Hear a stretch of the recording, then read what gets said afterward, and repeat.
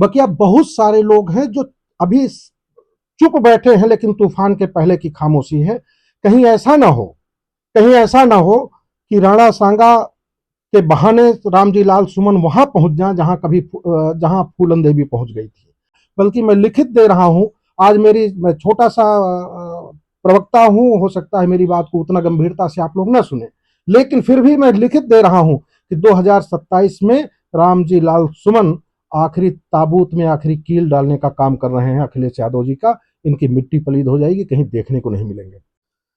राणा सांगा जी को रामजी लाल सुमन ने गद्दार कहा। गद्दार ना होते तो आप जैसे लोग या तो आज जजिया कर दे रहे होते, या तो आपकी माँ बहन पाकिस्तान और अफगानिस्तान और बांग्लादेश की तरह जब चाहते उठा ली जाती। राणा सांगा, वीर शिवाजी और महाराणा प्रताप, पृथ्वीराज चौहान जैसे ही योद्धाओं के कारण ऐसा संभव है, वरना तो आज भगवान भी न रह जाते मंदिरों में। जबकि वही बाबर कह रहा है बाबरनामा में कि महाराणा सांगा जैसा वीर कोई नहीं था, उनसे बड़ा योद्धा कोई नहीं था, बहुत बड़े योद्धा थे।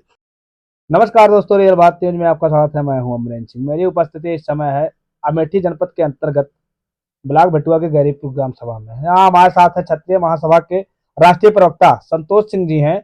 इनसे आज हम लोग बात करने वाले हैं। सपा पार्टी के सांसद हैं, राज्यसभा सांसद हैं। उनके द्वारा राणा सांगा के ऊपर आरोप लगाया गया और बेहद गंभीर आरोप लगाया गया और उनको देशद्रोही तक करार दिया गया। इस पे जहां उत्तर प्रदेश की राजनीति में घमासान देखने को मिल रहा है, वहीं पूरे भारत की राजनीति इस समय गर्मा गर्म हो गई है उनके इस बयान पे। आइए बात करते हैं संतोष सिंह जी से। आपका हमारे चैनल में हार्दिक स्वागत है। राणा सांगा एक वीर योद्धा थे, उनके ऊपर सपा पार्टी के जो राज्यसभा सांसद है उनका जो बयान आया, किस तरीके से देखते हैं आप लोग? राणा सांगा जी को रामजी लाल सुमन ने गद्दार कहा।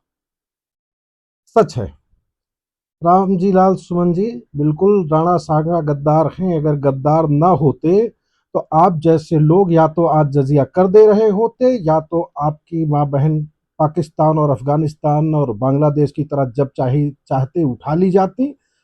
आप कहीं जूता सिल रहे होते, इतने आपकी हैसियत होती, आप संसद भवन में ना बैठे रहे होते। ये राणा सांगा की देन है।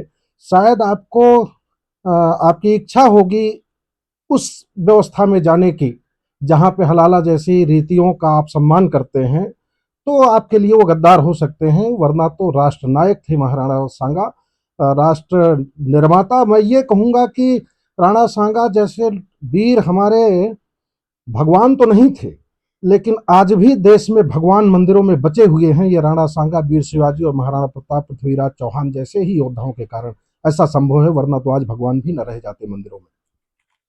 क्षत्रिय महासभा के आप राष्ट्रीय प्रवक्ता हैं, आपसे एक सवाल और ले लेते हैं। जैसा कि उन्होंने आरोप लगाया राणा सांगा के ऊपर कि उन्होंने बाबर को, इब्राहिम लोदी को हराने के लिए बुलाया था, जबकि तीन तीन युद्ध में इब्राहिम लोदी को राणा सांगा के द्वारा हराया गया था। तो कैसे देखते हैं उनकी इस बात को? बेहद हास्यास्पद। कहने का मतलब सिर्फ इतना है कि अपने लोग गांव का जोगी जोगना, आन गांव का सिद्ध।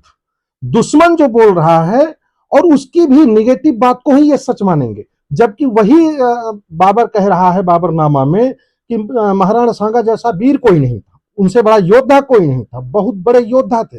उनकी उस बात पर रामजी लाल सुमन ने एक बात नहीं कही, लेकिन उनको बुलाया ऐसा अगर बाबर ने लिखा या बाबर के बाद किसी ने उसको इंक्लूड किया, उसको ये बोल रहे हैं क्योंकि इन्हें सूट करता है। लेकिन मैं एक चीज जरूर आपसे कहना चाहता हूं और आपके माध्यम से इन पार्टियों के लोगों को एक चीज कहना चाहता हूं, गलतफहमी में मत रहिए। राणा सांगा किसी क्षत्रिय के हीरो नहीं थे, वो भारतीयों के हीरो थे। वो हर जाति बिरादरी के हीरो थे और उनको हीरो बनाने वाले, राणा सांगा के साथ लड़ने वाले सिर्फ क्षत्रिय नहीं थे। हो सकता है आपके पुरखों में भी कोई रहा हो जो उनके युद्ध में उनकी मदद कर रहा हो, तो आप सबको कलंकित कर रहे हैं अपनी भाषा से, अपनी जुबान से।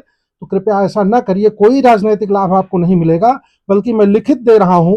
आज मैं छोटा सा प्रवक्ता हूं, हो सकता है मेरी बात को उतना गंभीरता से आप लोग ना सुने, लेकिन फिर भी मैं लिखित दे रहा हूं कि 2027 में रामजी लाल सुमन आखिरी ताबूत में आखिरी कील डालने का काम कर रहे हैं अखिलेश यादव जी का। इनकी मिट्टी पलीद हो जाएगी, कहीं देखने को नहीं मिलेंगे।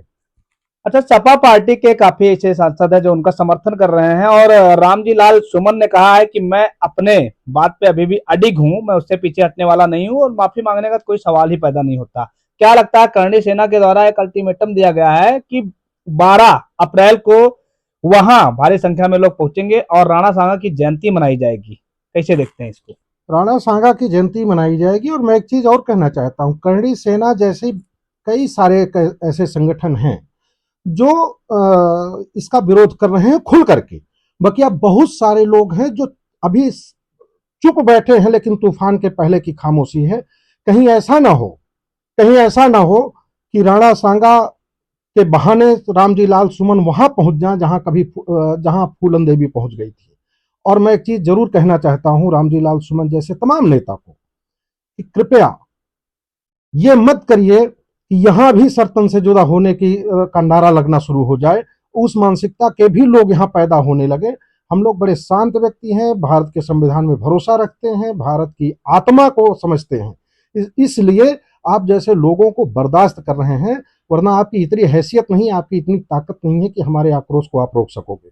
इसलिए सावधान हो जाइए। एक सवाल और ले लेते हैं, विदेशी आक्रांताओं का महिमा मंडन भारत जैसे देश में होना, क्या लगता है आने वाला भविष्य कैसे देखते हैं? ऐसे राष्ट्रद्रोहियों को अब जनता बर्दाश्त नहीं करेगी। जो भी विदेशी आक्रांताओं का महिमा मंडन करेगा, जो भी जातिवाद की राजनीति करेगा, भारत की जनता उसको समझ चुकी है, अब उसको बर्दाश्त करने लायक नहीं है। आप देखिएगा पिछले 10-15 साल पहले कभी लगता नहीं था कि राजनीति ऐसी दिशा बदलेगी। और मैं फिर कह रहा हूं कि आने वाले वक्त में ऐसी राजनीति बदलेगी, ऐसे राजनीतिक समीकरण बनेंगे कि जातिवाद की बात करने वाले और इस तरह के नालायकियत और नाकारापन की बात करने वाले लोग कहीं समाज में दिखाई नहीं पड़ेंगे। इनका अंत होने वाला है।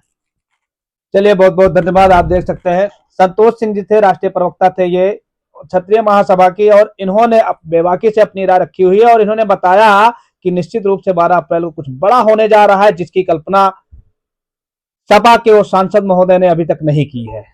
धन्यवाद। जय हिंद, जय भारत।